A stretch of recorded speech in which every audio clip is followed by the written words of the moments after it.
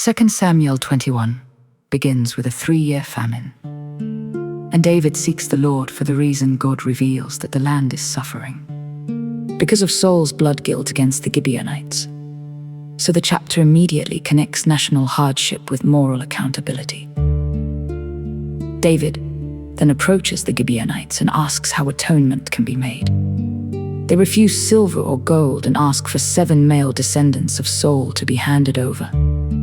And David agrees while sparing Mephibosheth because of his oath to Jonathan. The chapter is difficult because it shows justice in an ancient covenant setting, not a modern legal one. But the narrative insists that broken blood guilt cannot simply be ignored. The execution of Saul's descendants takes place at the beginning of the barley harvest, and Rizpah's vigil becomes one of the most moving scenes in the chapter. She stays beside the bodies, protecting them from birds and beasts, and her devotion moves David to action. Her grief gives a human face to a severe chapter and shows that lament can become a catalyst for burial, honor, and closure. David responds by recovering the bones of Saul and Jonathan from Jabesh Gilead and burying them properly along with the executed men's remains. After that, the text says God answered the plea for the land and ended the famine, which makes the restoration of burial and honor part of the land's healing. The second half of the chapter shifts to war with the Philistines. David grows weary in battle, and one of the giant's descendants nearly kills him. But Abishai rescues him, and David's men insist that he no longer go out to fight. The old king is still important, but his role has changed. Now others must carry the battle.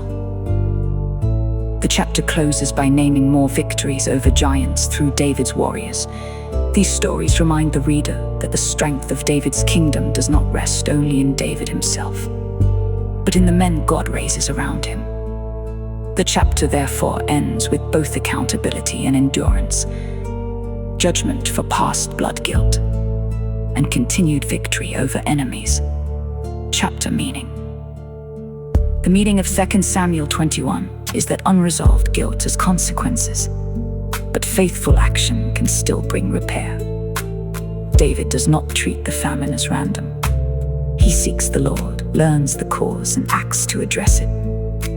The chapter shows that leadership includes confronting old wrongs, even when they are uncomfortable and costly. It also gives a powerful picture of mourning and memory through Rizpah's watchfulness and the proper burial of Saul and Jonathan. The land is restored not only through judgment, but also through reverence for the dead and recognition of covenant obligations. That makes the chapter somber, but not hopeless. So 2 Samuel 21 is about justice, grief, and the slow return of blessing.